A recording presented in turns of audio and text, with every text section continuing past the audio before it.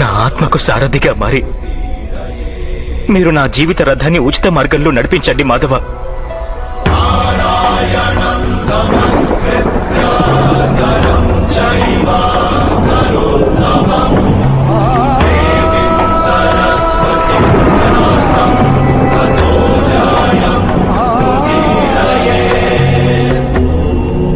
నేనేమి తెలుసుకుంటే నా దౌర్బల్యాన్ని వదిలిపెట్టగలనో చెప్పండి.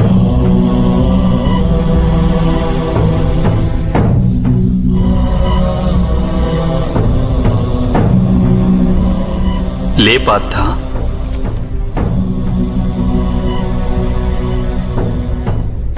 శ్రద్ధగా విను.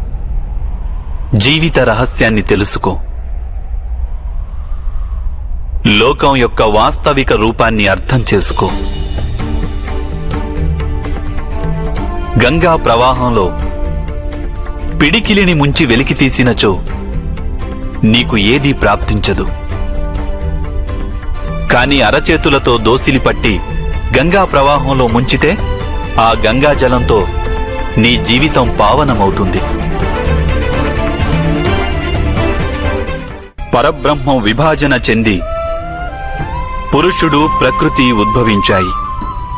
అప్పుడు పురుషుడు అంటే పరమాత్ముని అంశ ఆత్మగా మారి ప్రకృతిలోని ప్రతి వస్తువులోనూ నివసించడం జరిగింది. ఆ ఆత్మను మోహం, అంధకారం ఆవరించాయి పార్థ. ఆ మోహ నిద్ర నుండి జాగృతమై తనని తాను పరమాత్ముని అంశగా తెలుసుకోవడమే ఆత్మ యొక్క కర్తవ్యం, ఉద్దేశ్యం. అదే జీవన కార్యం. కాని మాధవ, ఒకవేళ ప్రతి ఆత్మ పరమాత్మ అంశ అయితే మరి ఉన్నతి అధోగతి స్వయంగా పరమాత్మే చేస్తున్నాడా? బురదలో పడిన రత్నం ఏ విధంగా ప్రకాశించదో అదే విధంగా ప్రకృతిలోని 24 పదార్థాల నుండి వేరైన ఆత్మ అది ఒక పరమాత్మ అంశే అనే సత్యాన్ని విస్మరిస్తుంది. ఆత్మలు ఎక్కువ శాతం తమ దేహాన్నే సర్వస్వంగా భావిస్తాయి. తాము దేహానికి భిన్నమని అవి తెలుసుకోలేకపోతాయి. శరీరానికి కలిగే సుఖం, దుఃఖం, రుచి, వాసన ఇత్యాది అనుభవాలను అవి తమ అనుభవాలని భావిస్తుంటాయి. అసలు మార్పు కోసం ప్రయత్నం కూడా చేయవు.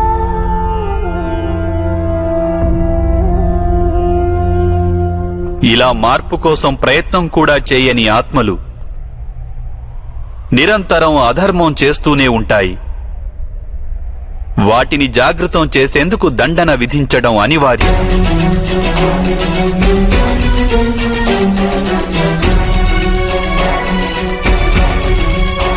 నీవు ఇది తెలుసుకో పార్థ. నీవు శరీరానివి కాదు, కేవలం ఒక ఆత్మవు. ఈ రణభూమిలో కనిపిస్తున్న ప్రతి ఒక్క యోధుడు వాస్తవానికి నీవు అనుకుంటున్నవారు కాదు. కొంతకాలం పాటు వీరందరూ ఈ శరీరాలలో వాసం చేస్తున్నవారు. వీరి శరీరాలు మరణిస్తాయి, కానీ వీరందరూ అమరులు. వీరు మళ్లీ నూతన శరీరాలను ధరిస్తారు. తాము ఆత్మస్వరూపులమని తెలుసుకునే వరకు తమ అధర్మాన్ని త్యజించి ధర్మ మార్గానికి వచ్చే వరకు వీరందరూ ఇలా జన్మిస్తుంటారు, అలాగే మరణిస్తుంటారు.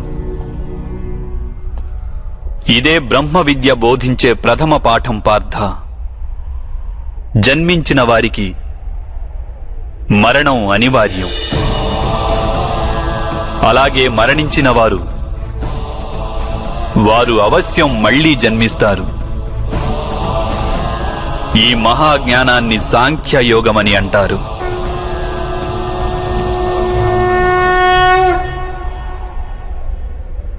ధర్మం అధర్మం అంటే ఏమిటి మాధవ? ఏ మార్గాన్ని అనుసరించి మనిషి తాను ఆత్మస్వరూపుడనని గుర్తిస్తాడో, పరమాత్ముని అంశగా ఉద్భవించానని తాను తెలుసుకుంటాడో ఆ మార్గాన్నే ధర్మమని అంటారు.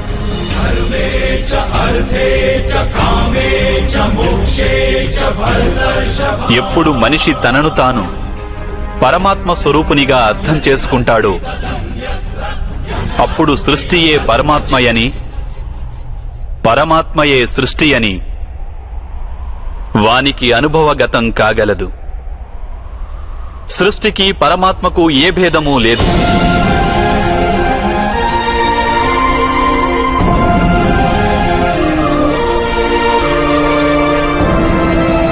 ఏ మనిషైతే ఇది తెలుసుకుంటాడో వాడు ఇతర మనుషులు, ప్రాణుల పట్ల నిర్దయ, కాఠిన్యం వహించడు. వానికి ఇది తెలుసు, జిహ్వను ఖండిస్తే బాధ కేవలం జిహ్వకే ఉండదు. దాని అనుభూతి శరీరమంతటికీ ఉంటుంది. అదేవిధంగా ఒక మనిషికి బాధ కలిగితే సమస్త లోకము ఆ బాధను అనుభవించి తీరుతుంది. ఈ లోకంలో ఏ ఒక్క మనిషి బాధను అనుభవిస్తున్నా ఈ ప్రపంచంలో ఏ ఒక్కరూ సంపూర్ణ సుఖాన్ని అనుభవించలేరు. కరుణతో నిండిన మనస్సు ఏ కార్యమైతే చేయాలనుకుంటుందో దానినే ధర్మమంటారు. అంటే అధర్మం అనేది అజ్ఞానానికి మారుపేరా? అయితే మరి అజ్ఞానుల పట్ల దయ చూపడం అవసరం కదా? దండించడంలో అర్థం ఏమిటి?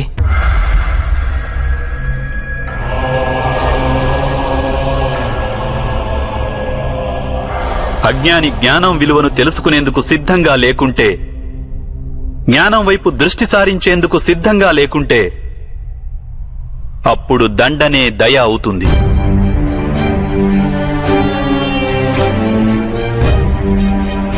వాని పట్లనే కాదు, ఇతరుల పట్ల కూడా అవుతుంది.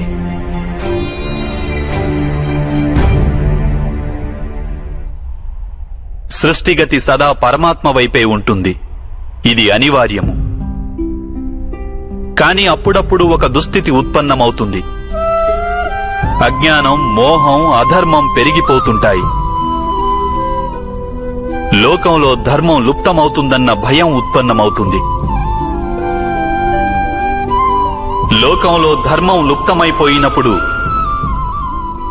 కరుణ నశించిపోతుంది. అదేవిధంగా సత్యం కూడా నశించిపోతుంది.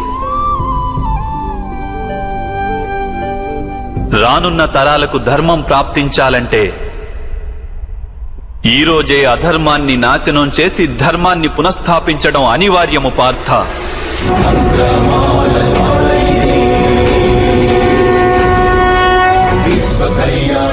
ఈ పరిస్థితి అటువంటిదే పార్థ. ఇక ధర్మ సంస్థాపన చేసే కర్తవ్యం కేవలం నీదే. కనుక దౌర్బల్యాన్ని త్యజించు. ఇకనైనా యుద్ధం చేసేందుకు సిద్ధంగా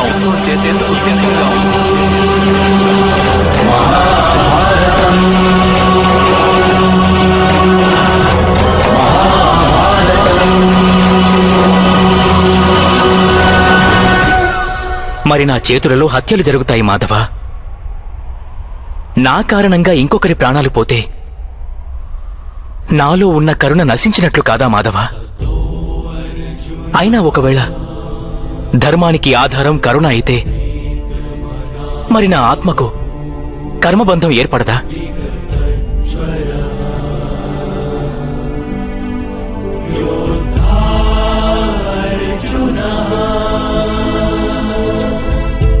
కర్మబంధం అనేది అవశ్యం ఏర్పడుతుంది.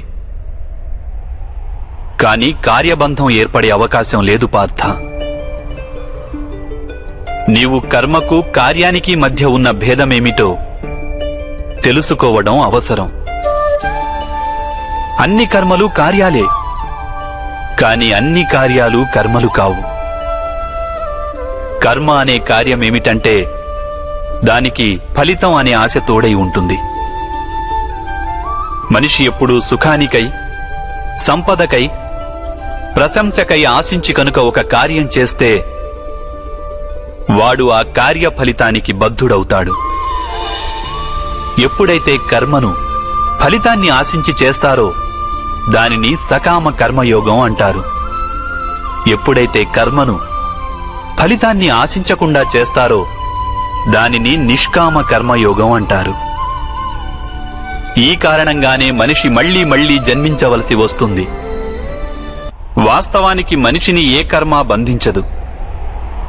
ఆ కర్మకు తోడైన ఆశలే వానిని బంధిస్తాయి. ఏ విధంగా మాధవ? ఈ యుద్ధంలో గెలవాలన్న కోరిక నీకుంటే అందులో పరాజితుడవైతే నీకు దుర్భరమైన దుఃఖం కలుగుతుంది.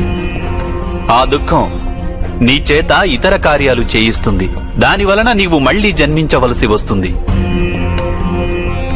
యుద్ధంలో నీవు విజయుడవైతే నీలో అహంకారం పెరుగుతుంది. ఆ అహంకారం నిన్ను విశ్వవిజేతవు కమ్మని ప్రేరేపిస్తుంది. నీ చేత హత్యలు చేయిస్తుంది. ఆ పాపం నిన్ను బంధిస్తుంది. ఆలోచించు.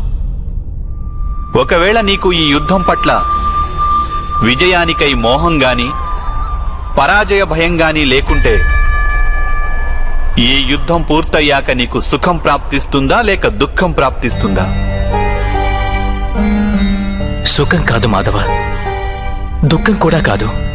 అంటే నీకు లభించే సుఖం, దుఃఖం, ఆవేదన, నిరాశ, అహంకారాలకు యుద్ధం కారణం కాదు. యుద్ధం పట్ల నీ మనస్సును ఎన్నో ఆశలు చుట్టుముట్టి ఉన్నాయి. అదే కారణం. నేనంటున్నది సత్యం కాదంటావా పార్థ?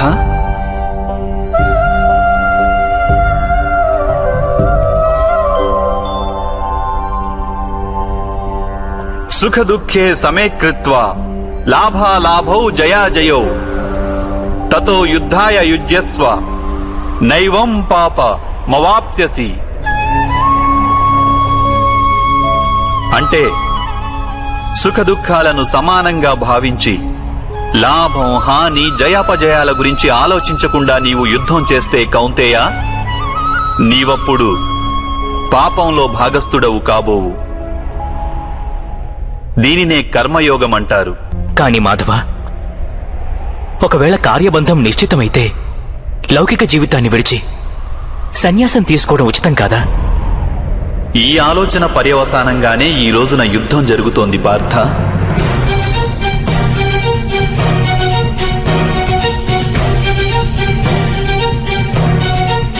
ఆలోచించు. ఎప్పుడైతే సత్వగుణం కలిగి ధర్మాన్ని తెలుసుకున్న వారు కర్మలను త్యాగం చేస్తారో అప్పుడు అధర్మ మనస్కులైన వారే ఈ లోకంలో రాజ్యం చేస్తారు.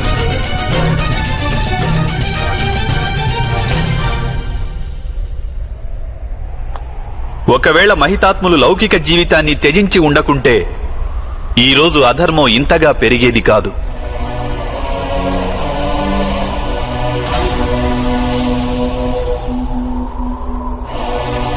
అలాగే మీ పితృదేవులు ఆనాడు సన్యసించి ఉండకుంటే ఈరోజు బావ యుధిష్ఠిరుడు సుఖంగా రాజ్యం చేస్తుండేవాడు.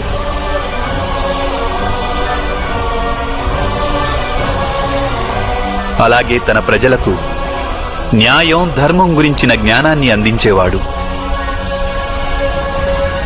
కాని బాధాకరమైన విషయం ఏమిటంటే సత్వగుణం నిండిన వారే లోకానికి లాభం చేకూర్చగలరు. కాని వారే సన్యసించాలని ఆలోచిస్తారు. జలం బాష్పంగా మారి ఆకాశానికి చేరుతుంది. ఇక బురద అక్కడే పడి ఉంటుంది. అలాగే సత్వగుణం గల సజ్జనులు లోకాన్ని త్యాగం చేస్తుంటారు.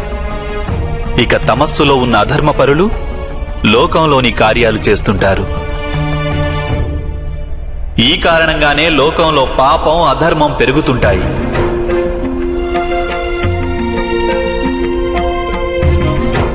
కాని కర్మయోగి విచిత్ర స్థితి నుండి యావత్ లోకానికి రక్షణనిస్తుంటాడు. కర్మయోగి కర్మ ఫలితాన్ని త్యాగం చేస్తాడు, కాని కర్మలను త్యాగం చేయడు. వాడు ఈ లోకంలోనే ఉంటాడు.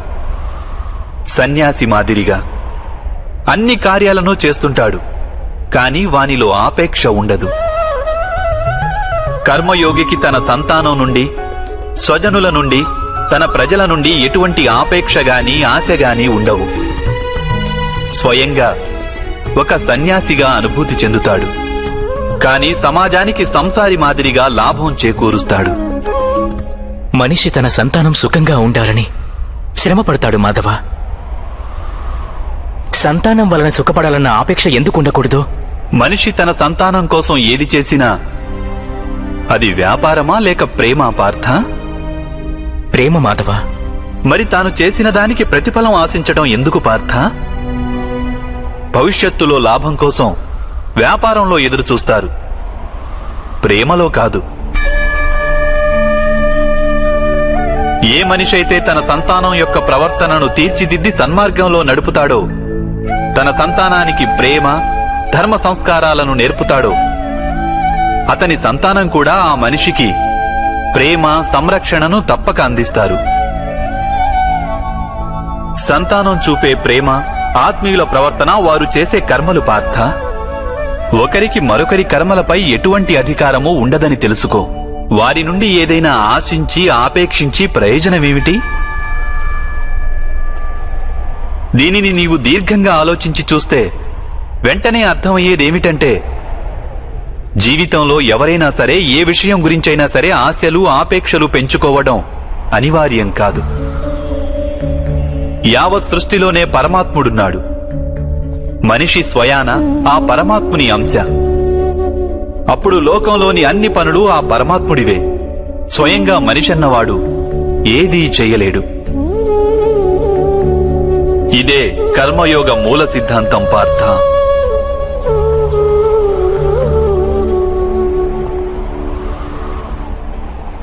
ఇప్పుడు నీవు కూడా కర్మయోగిగా మారి ఈ యుద్ధం చెయ్యక తప్పదు పార్థ. త్రైగుణ్య విషయా వేద నిస్త్రైగుణ్యో భవార్జున, నిర్ద్వంద్వో నిత్య సత్వస్థో నిర్యోగక్షేమ ఆత్మవాన్. 3 గుణాలను త్యజించి నిర్గుణుడివి అయిపో పార్థ. ద్వంద్వ ప్రవృత్తి నుండి ముక్తి లభిస్తుంది. సత్వగుణంతో విరాజిల్లుతూ పరమాత్మునిపై మనస్సును లగ్నం చేసి నీ కర్తవ్యాన్ని నిర్వహిస్తూ ఉండు. నేను నా బుద్ధిని పరమాత్మపై స్థిరంగా ఉంచి కర్మయోగిగా మారేందుకు మార్గమేమిటి మాధవ? పార్థ, సాంఖ్యయోగం వలన మనిషి పరమాత్మను నిరంతరం స్మరిస్తూ ఉంటాడు. పరమాత్మను స్మరించడం వలన మనిషి మనసులో అంకిత భావం ఉత్పన్నమవుతుంది. అటువంటి భావాన్ని భక్తి అని అంటారు. భక్తి వలన మనిషికి సత్య అసత్యాల జ్ఞానం లభిస్తుంది. ఆ జ్ఞానం వలన వాడు పరమాత్మను దర్శించగలుగుతాడు. అలా ఎవరైతే పరమాత్మను దర్శించగలుగుతారో వారే వాస్తవమైన కర్మయోగిగా మారగలరు. జన్మల పరంపర నుండి విముక్తి చెంది మోక్షాన్ని పొందగలుగుతారు. ఆత్మలన్నింటికీ అంతిమ లక్ష్యం అదే. ధర్మం యొక్క అంతిమ చరణం కూడా అదే. కానీ నేను పరమాత్మను దర్శించకుండా అంకిత భావం ఎలా వ్యక్తం చేయగలను మాధవ? ఈ సృష్టియే పరమాత్మ, పరమాత్మయే సర్వస్వం. పరమాత్మ కానిదంటూ ఇంకేమీ లేదు. ఎవరు తమ ఆత్మను దర్శించగలుగుతారో వారే పరమాత్మను దర్శించగలుగుతారు. ఏ విధంగా ఉప్పులోని ఒక కణానికున్న రుచి మహాసముద్రపు నీటి రుచికి భిన్నమైనది కాదో, అదేవిధంగా నీ ఆత్మను నీవు దర్శించడం పరమాత్మ దర్శనానికి భిన్నమైనది కాదు.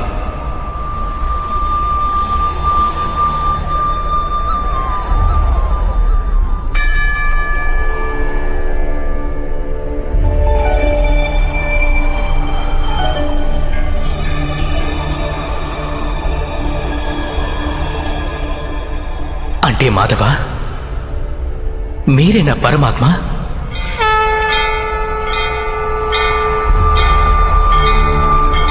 అవును పార్థ, నేను పరమాత్మను. నీవు కూడా పరమాత్మవే పార్థ. కానీ నీవు ఇప్పటికీ జాగృతం కాలేదు. నేను ఈ రహస్యాన్ని తెలుసుకున్నాను. ధర్మస్య తదాత్మానం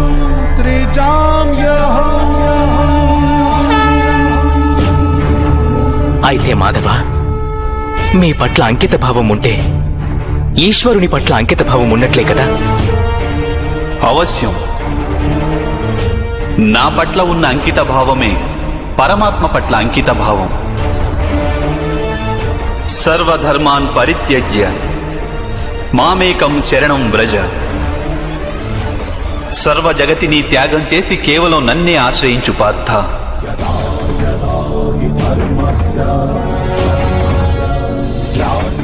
ఈ సకల లోకాన్ని నేనే. నేను ఈ లోకంలోని ప్రతి ఒక్క అణువును. నేనే సూర్యుడిని, నేనే చంద్రుడిని. ఈ నక్షత్రాలన్నీ నేనే, ఈ విశ్వంలోని గ్రహాలన్నీ నేనే. నేను సూర్యుని కంటే ముందు నుండి ఉన్నవాడిని. అలాగే ఒక మొక్కపై తొడిగిన మొగ్గ కన్నా నవ్యుడను నేను. ఈ మానవులందరూ నేనే. నేనే స్వర్గాన్ని నరకాన్ని ధారణ చేస్తున్న శక్తిని. నేనే దుర్యోధనుణ్ణి,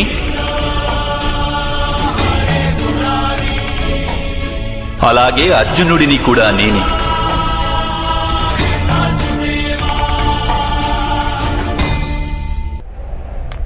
అది ఎలా సంభవం మాధవ? మీరు జన్మించటం పెద్దలు అనేకులు తమ జీవితకాలంలో చూశారు. మేము నవమాసాలు మోసి మీకు జన్మనిచ్చిన మీ మాత జీవించే ఉన్నారు. మీరు పురాతనులు, నాశనం లేనివారు ఎలా అవుతారు? నీవు శరీరాన్ని చూస్తున్నావు, కానీ నేను ఆత్మ గురించి మాట్లాడుతున్నాను. నేను అనేక జన్మలెత్తాను పార్థ. నేను అనేక అవతారాలను ధరించాను. ఎన్నో శరీరాలతో జన్మించాను నేను. అలాగే ఈ మట్టిలో కలిసిపోయాను.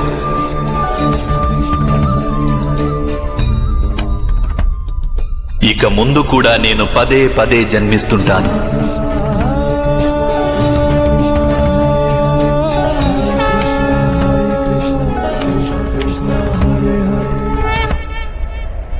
యదా యదా హి ధర్మస్య గ్లానిర్భవతి భారతః అభ్యుత్థానమధర్మస్య తదాత్మానం సృజామ్యహం.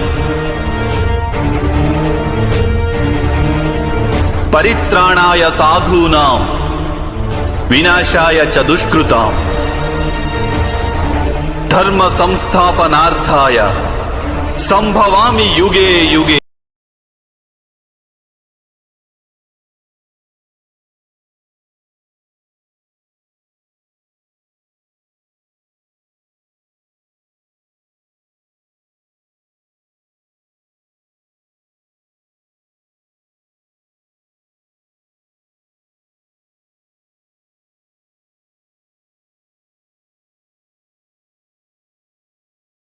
జరుగుతుందో, ఎప్పుడెప్పుడు అధర్మం వృద్ధి చెందుతుందో అప్పుడప్పుడు సత్పురుషులను ఉద్ధరించేందుకు, అధర్మపరుల వినాశనానికి, ధర్మాన్ని పునఃస్థాపించేందుకై నేను జన్మిస్తుంటాను. ఇది ప్రతి యుగంలోనూ జరుగుతూ వచ్చింది.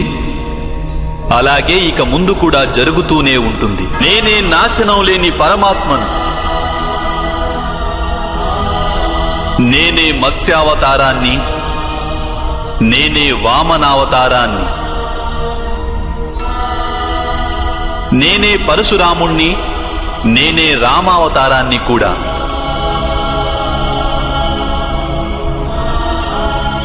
నేనే బ్రహ్మ విష్ణు మహేశ్వరులను, నేనే సరస్వతి లక్ష్మి పార్వతిని కూడా.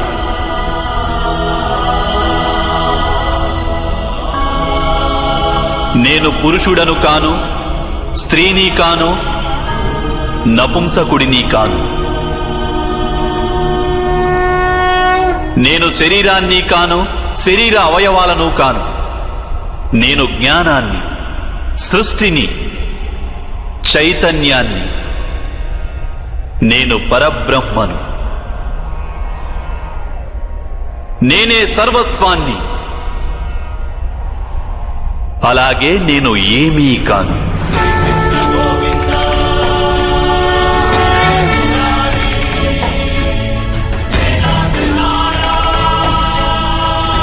ఈ విధంగా ప్రతి యుగంలోనూ జరిగింది. అలాగే ఇక ముందు కూడా జరుగుతూనే ఉంటుంది.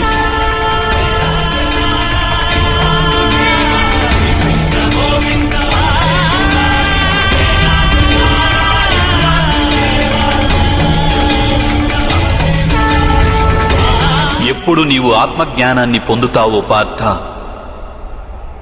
అప్పుడే నీవు నాలో ఐక్యం కాగలవు. స్వయంగా నీవు కూడా నా మాదిరిగా నిన్ను నీవు పరమాత్మ స్వరూపంగా గుర్తించగలవు. కానీ నీవు ఆ పదాన్ని చేరుకునేందుకు నా పట్ల సంపూర్ణ అంకిత భావం అనివార్యం కావాలి. అంకిత భావం అంటే ఏమిటి మాధవ? అంకిత భావం అనేది ఒక మానసిక స్థితి పేరు.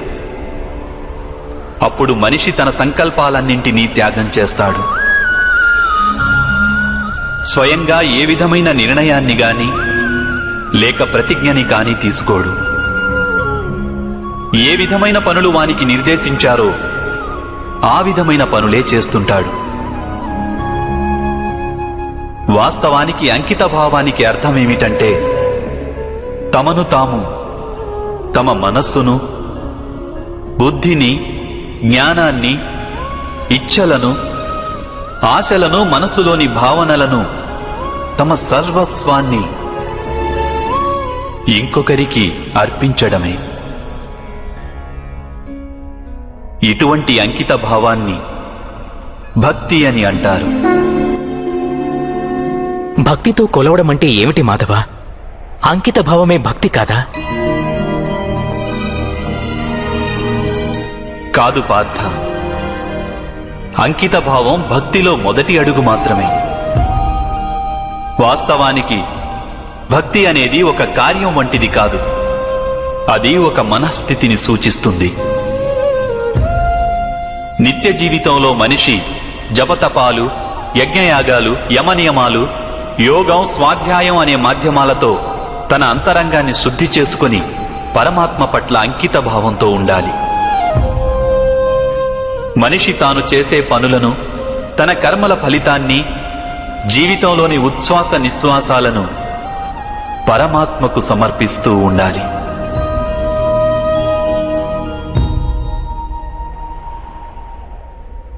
భక్తి కేవలం మనస్థితి అయితే జపాలు, తపాలు ఇత్యాదుల అవసరమేమిటి మాధవ?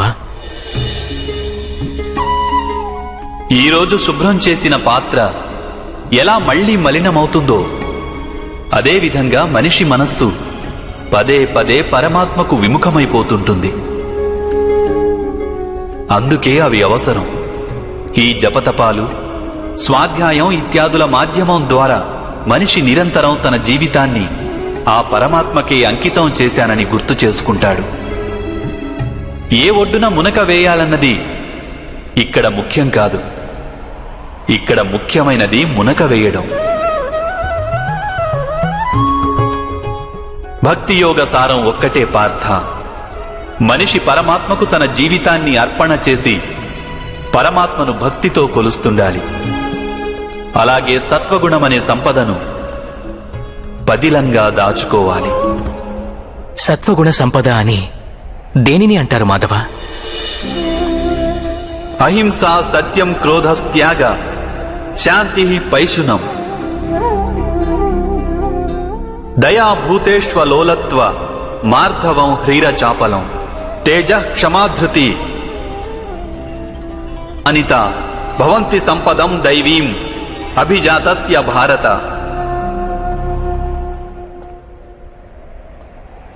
అకారణంగా సదా స్వార్థం కోసం హింసను చేయడం అధర్మం పార్థ. వాస్తవానికి అహింసయే పరమధర్మము. అహింసతో పాటు సత్యం, క్రోధం వహించకుండడం, త్యాగం, మనశ్శాంతి, నిందించకుండడం, దయాభావం, సుఖానికి ఆకర్షితుడు కాకుండడం, అకారణంగా ఏ కార్యము చేయకుండడం, తేజం, క్షమ, ధైర్యం, శరీర శుభ్రత, ధర్మానికి ద్రోహం చేయకుండడం, అహంకారం లేకుండా ఉండడం, ఈ గుణాలన్నింటినీ సత్వగుణ సంపద లేక దైవీక సంపదలని అంటారు.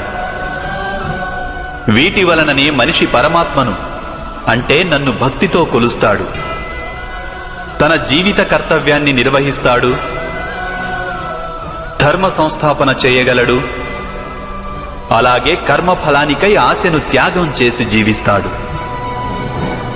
వానికి నేను నిస్సందేహంగా ఈ జన్మలో ఆనందాన్ని అందిస్తాను, మరణించిన పిమ్మట వానిని నాలో ఐక్యం చేసుకుంటాను.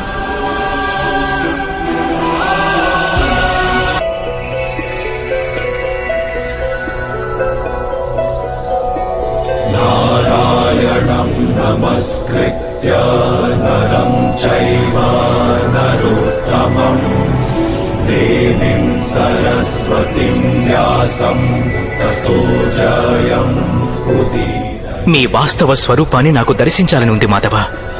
నారాయణం నమస్కృత్య తమరి శక్తి, తమ జ్ఞానం, తేజం, ఐశ్వర్యంతో కూడిన పరమాత్మ స్వరూపాన్ని ప్రత్యక్షంగా దర్శించాలని ఉంది మాధవ. ఆద్యంతాలు లేని మీ స్వరూపాన్ని నాకు దర్శనమివ్వండి మాధవ. నా మనస్సులోని సందేహాలన్నింటినీ తొలగించండి.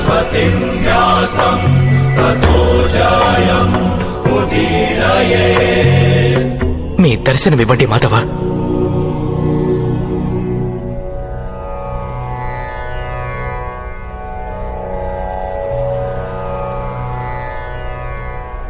దర్శించు పార్థ.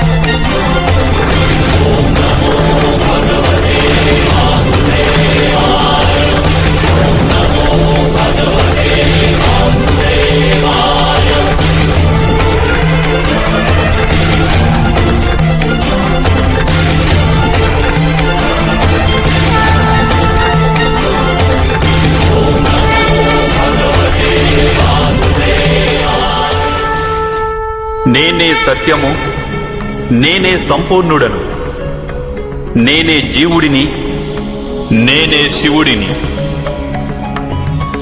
అక్షరాలలో అకారాన్ని, వేదాలలో సామవేదాన్ని, దేవతలలో ఇంద్రుడిని, ప్రాణులలోని చైతన్యాన్ని, యక్షులలో కుబేరుడిని, రుద్రులలో శంకరుడిని, వసువులలో అగ్నిని, పర్వతాలలో సుమేరుడిని, అలాగే ఋషులలో భృగువును, ధ్వనులలో ఓంకారాన్ని, యజ్ఞాలలో జపాన్ని, వృక్షాలలో అశ్వత్థ వృక్షాన్ని, బుద్ధిలోని స్మృతి, మేధ, ధృతి, అలాగే క్షమ నేనే అయి ఉన్నాను. కీర్తిని నేనై ఉన్నాను. గంధర్వులలో చిత్రరథుడను, దేవర్షులలో నారదుడిని, నేను మునులలో కపిలుడిని. అశ్వములలో ఉచ్చైస్వాన్ని, ఏనుగులలో ఐరావతాన్ని, పశువులలో సింహాన్ని, పక్షులలో గరుడుణ్ణి, మనుష్యులలో రారాజును, శస్త్రాలలో వజ్రాన్ని, గోవులలో కామధేనువును, సర్పాలలో వాసుకిని, శేషనాగును, యమరాజును, వరుణదేవుడిని, అలాగే వాయువును కూడా నేనే అయి ఉన్నాను. శ్రీరామచంద్రుడిని, పవిత్ర గంగా నదిని, సృష్టిలో ఆది మధ్యాంతములను నేనే అయి ఉన్నాను. బ్రహ్మ విద్యను, మహాకాలుడిని, అలాగే బ్రహ్మను, ప్రభావాన్ని, విజయాన్ని, సత్వాన్ని, నిశ్చయుడిని, దండన, శక్తి, నీతి, మౌనం, అలాగే తత్వజ్ఞానాన్ని కూడా నేనే అయి ఉన్నాను. వాసుదేవుడను, అర్జునుడను, వేదవ్యాసుడను, నేను కానిదంటూ వేరొకటి లేనే లేదు. విశ్వంలో నేను లేని స్థానం అన్నది ఏదీ లేదు. నేనే కాలాన్ని, అలాగే నేనే జీవితాన్ని, మృత్యువును కూడా. ఇక్కడికి వచ్చిన వీరందరికీ మృత్యువుగా మారి నిలిచి ఉన్నాను.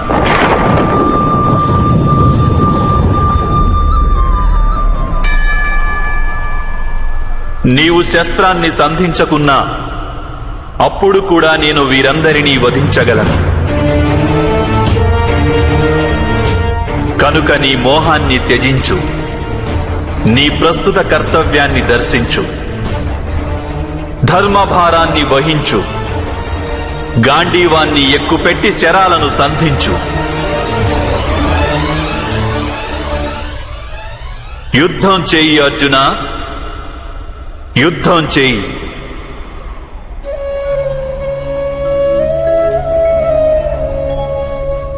హే మాధవ, హే మధుసూదన, ఈరోజు నా మనసులోని సందేహాలన్నీ నశించాయి. కృపతో మీరు మనుష్య రూపాన్ని ధరించండి. మీ ప్రతి ఆదేశాన్ని నేను శిరసావహిస్తాను. కరిష్యే వచనం తవ.